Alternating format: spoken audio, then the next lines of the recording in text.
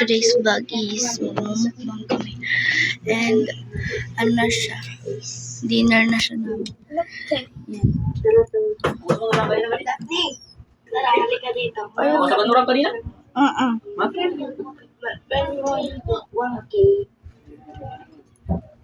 Big iba.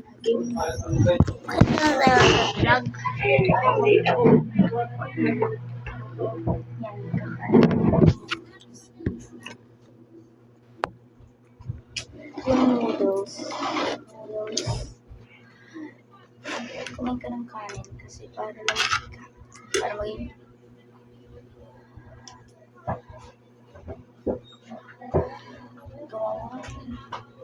man kita lakuan.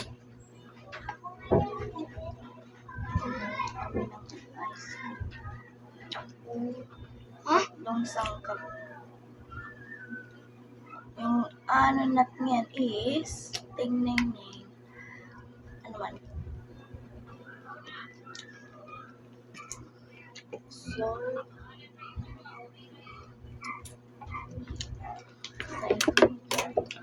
yung noodles guys.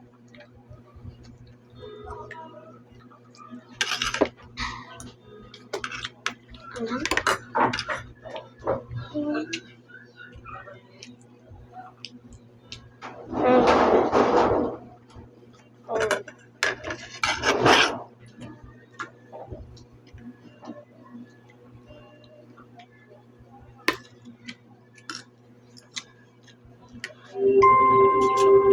Mga kwentong pambata. Bakal at ginto. Dalawang magkaibigan ang umalis sa kanilang lugar upang hanapin ang landas at makita kung ano ang magiging kapalaran. John, papunta ako sa lungsod. Ako ay patungo sa mga bundok na iyon, sa kabilang lupain.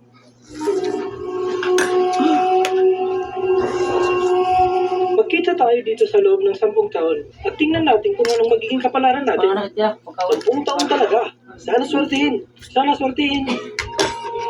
Naghiwalay ang magkaibigan at dumaan ang 10 tag-araw. Sa wakas, yun ang araw kung kailan sila magkikita. Si John ang unang dumating.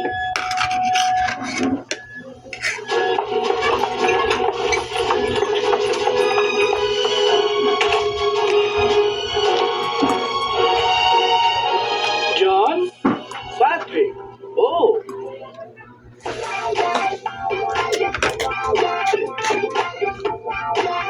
Bakit yung mga pambukan niya?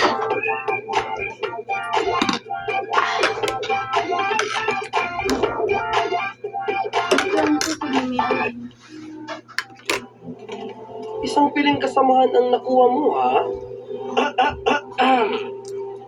Pinapakilala ko ang kamahalang Ginoong Patrick Sullivan. Kamahalan? Tama na, Henry. Ako nang bahala dito. John, ako ang punong tagapagbantay ng kayamanang ng kaharian. Saka nang maharlika ngayon? Oo, isang membro ng korte ng hari. Oh, alam kong magagawa mo ito. At ikaw naman, ano naman ang nakita mo sa kabila ng mga bundok? Aking hilig, maglaro ng apoy. Ako ay isang panday. Halika, dala ko ng tanghalian. Ngunit, para lamang sa iyo, hindi sa iyong piling kasamahan. Maniwala ka sa akin, nagugutom na ako. Henry, bakit hindi ka bumalik sa lungsod ngayon? Ang iyong karwal! Iwan mo ang kabayo dito. Pero, Henry, umalis ka. kamahalan.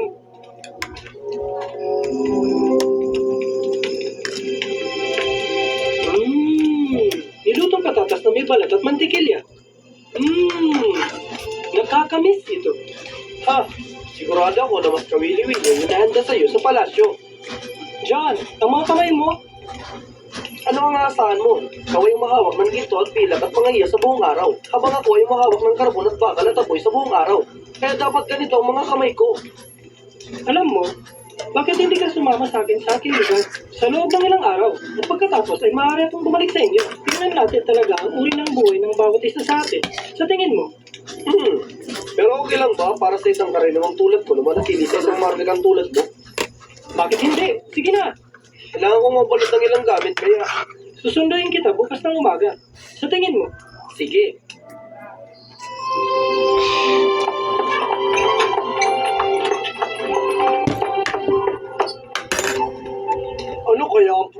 kamahalan. Tao po.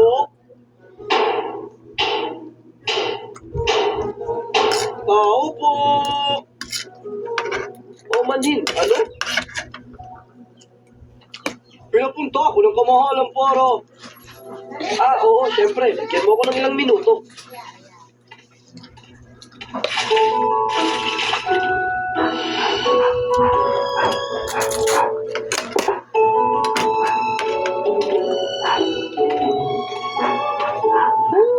Ano? Ang karwaheng para sa'yo. Oo naman.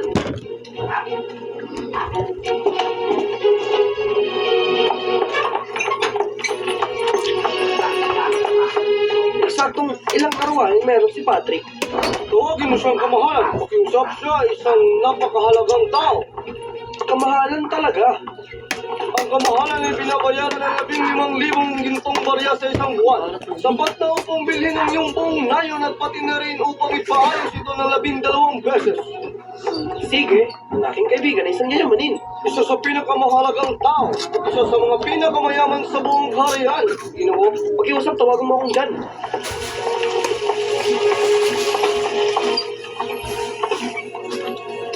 Andito na tayo, ang mansyon ng kamahalan.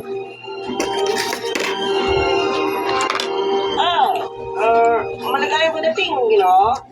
Ginoong Jack, ang kamahalan ay kailangan magmadali sa palasyo ng Maharlika habang kami ay inutusan para maging importante ka. Dito ang daan.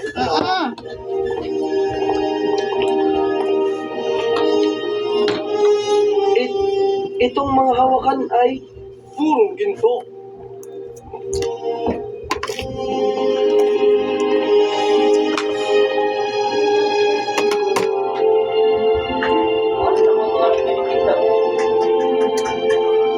Ano yung papakulo na pupustuhan mo, Ginoo? Rosas, lavender, rosemary o citrus? Citrus? Totoo. Mainit na tuwalya, Ginoo. Salamat. Hindi namin alam kung ano ang gusto mo. Kaya meron kaming pagpipili ng mga tsaa, mainit o malamig, limonad, mga juice. Kung gusto mo, mga cake, pie, kaibang cookies at sandwich. Ano ang may hahain namin sa iyo, Ginoo? Hindi pa ako nakakita ng maraming pagkain sa buong buhay ko. Ano ang gusto mo, Ginoo? Salamat. Ako na lang. Kaya ko na to. John, patawarin mo ako. Nakatanggap kami ng mensahe tungkol sa isang delegasyon ng kalakalan mula sa area ng Rotterville at darating bukas makalawa. Ano yan? Para sa akin ba yan? Wala. Wala ito.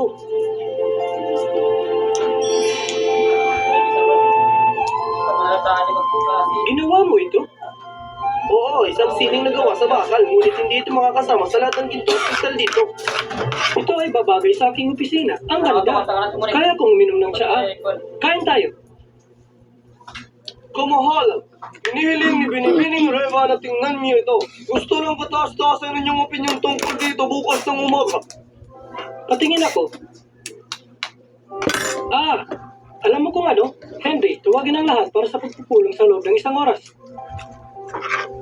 John, kailanganin kong ang kinabukasan ng aming kaharian ay nakasalalay sa kasunduan ng kalakalan ito. Alam ko. Sige lang.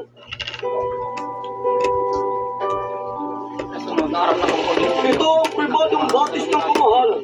Ginawa niya itong espesyal. Ang batis sa tamburol na ito ay eksaktang itsura meron sa ating nayon. Ito ay isang tunay na kahangahangang likha na gayahin ang kalikasan na tulad ito at sobrang mahal din. Mahilig siyang lumangoy. Siguradong sarap na sarap siya dito. Siya ay halos walang oras. Siya ay isang napakalagang tao. Gusto mo ng prutas? Anong prutas ang mga ito? Wala pa akong nakikitang ganito. Lahat sila ay galing sa ibang bansa. Mga regalong pinapadala sa akin paminsan-minsan. Paborito ko ang isang ito, may pulot at krema. Ngayong gabi ay may piging para sa delegasyon ng kalakalan na darating ngayong hapon. Kailangan mong pumunta. Wala man lang akong damit na masusuot. Henry, Ako na po ang bahala. Almusal? kailangan nasa palasyo na ako sa loob ng 10 minuto. Magkita tayo ngayong gabi.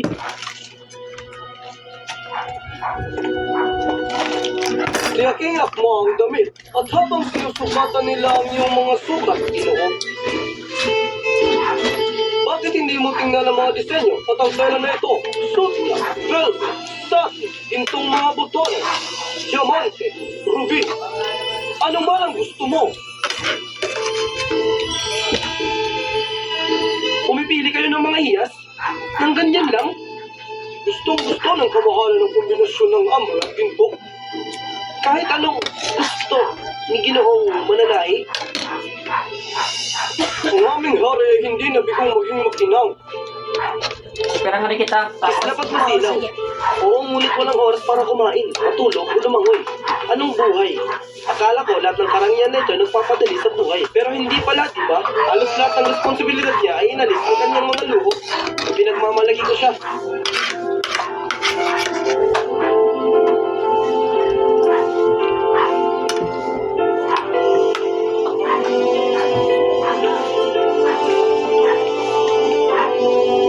Kamahalan, si John, ang aking kababata. Oo! Anong departamento ang iyong pinaglilingkuran? Kamahalan, hindi po ako opisyal ng gobyerno. Isa po akong panday. Napakahalagang profesyon, John. Natutuwa ako na nakapunta ka. Sa katunayan, kapag umalis na ang delegasyon na ito, maaari ba tayong mag-almusal ng sabay-sabay? Pwedeng-pwede, kamahalan. Pera nga Kung rin kita. akala ko wala nang mararating na karangyaan, Eh, nasilaw talaga ako sa iyong hari. Almusal sakay ng barko, 3 milya sa dagat na inihaanda ng 10 chef mula sa 10 iba't ibang bansa. Ngunit,